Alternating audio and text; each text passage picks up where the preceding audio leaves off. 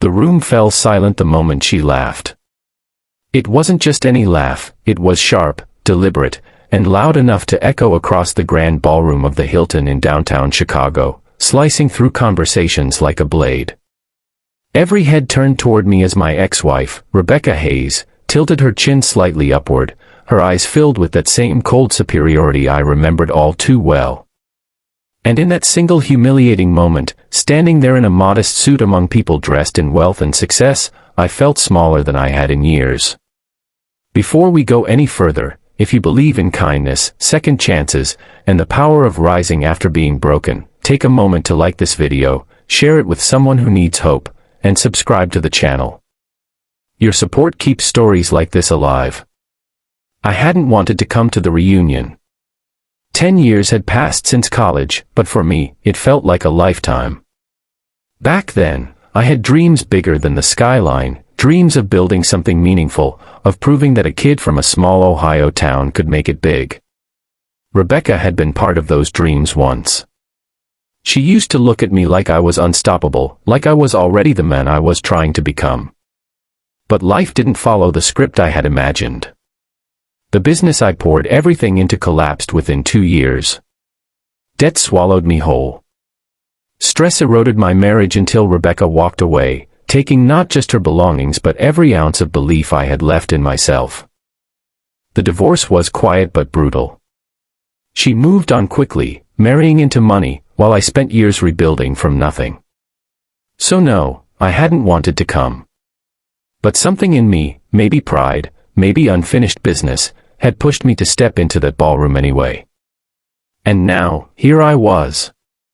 Rebecca stood surrounded by a circle of well-dressed former classmates, her designer gown shimmering under the chandelier lights. Her husband, a tall man with silver cufflinks and an air of effortless confidence, stood beside her like a trophy she had earned. When she spoke, people listened. When she laughed, they followed. And when she looked at me, she saw someone beneath her.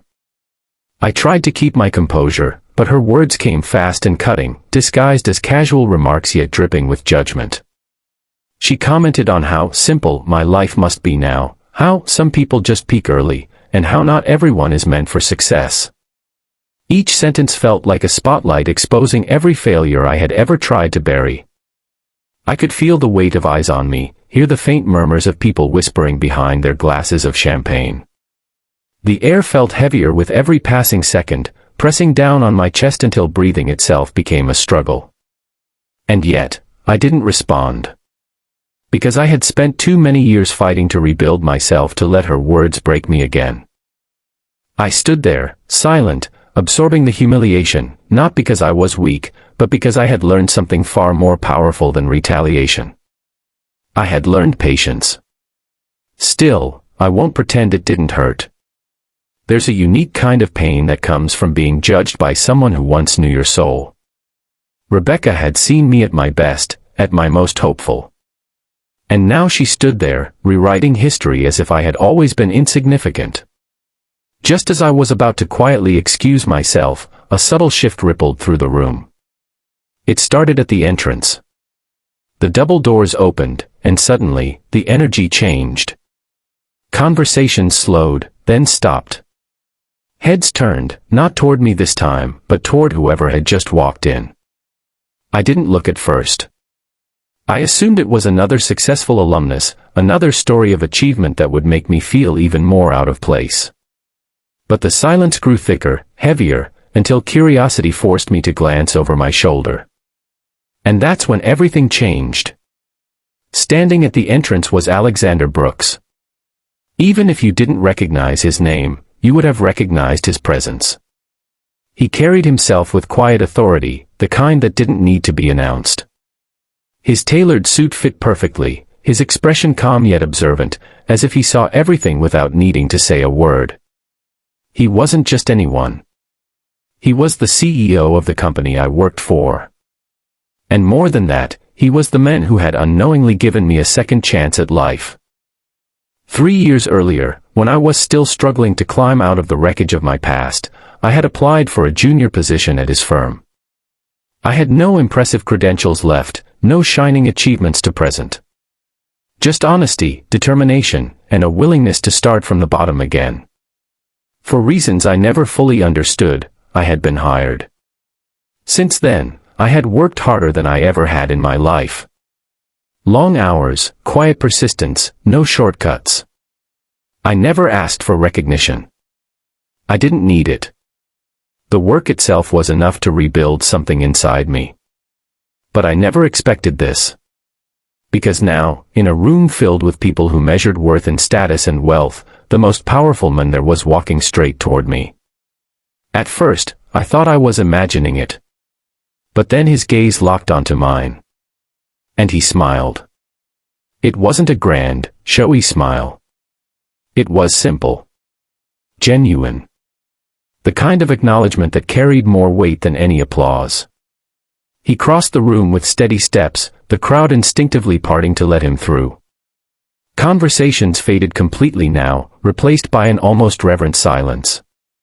Rebecca's expression shifted. The confidence that had filled her face moments ago flickered, replaced by confusion. Her eyes darted between me and Alexander, as if trying to piece together a reality that didn't make sense. And then he stopped in front of me. Without hesitation, he extended his hand.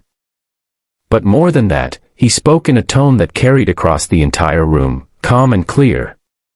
He acknowledged my work, my dedication, my growth within the company. He spoke not like a superior addressing an employee, but like a leader recognizing someone he trusted. In that moment, the narrative shifted completely. The same people who had been watching my humiliation were now witnessing something entirely different. Their expressions changed, curiosity turning into respect, whispers turning into stunned silence. Rebecca didn't say anything. She couldn't. Because the story she had been telling about me just moments ago was unraveling right in front of her. And the truth was standing there, undeniable. I hadn't failed. I had simply taken a longer road. What she saw as weakness had been resilience. What she mocked as simplicity had been rebuilding. And what she dismissed as insignificance had quietly become strength. Alexander didn't need to say much. His presence alone said everything. After a few brief words, he gave me a nod, a small gesture, but one that carried years of recognition, and moved on, leaving behind a room that now looked at me very differently. The silence lingered. Rebecca shifted uncomfortably, her earlier confidence nowhere to be found. For the first time that evening, she didn't have anything to say. And I realized something in that moment. I didn't need her apology. I didn't need anyone's validation.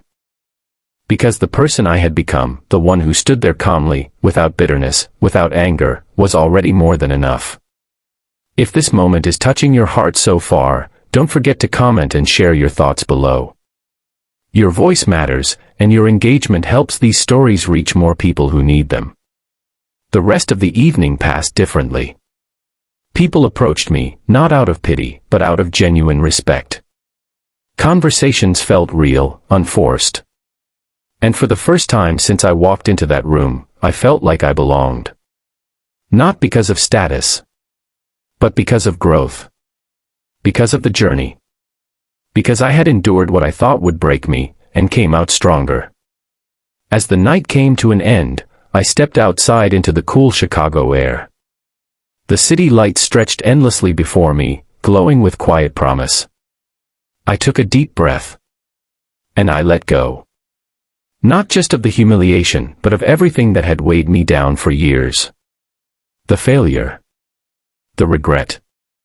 The need to prove something to people who had already decided who I was. Because the truth is, life doesn't always reward you immediately. Sometimes it breaks you first. Sometimes it humbles you. Sometimes it forces you to rebuild from nothing. But if you keep going, quietly, patiently, without losing yourself, you'll reach a point where the world sees you differently. Not because you demanded it, but because you earned it. And sometimes, the most powerful comeback isn't loud. It's simply living well. If this story moved you, if it reminded you that your struggles don't define your future, take a moment to like, share, and subscribe. And tell me in the comments, have you ever faced a moment where life humbled you, only to lift you higher later? Because your story might be the one someone else needs to hear today.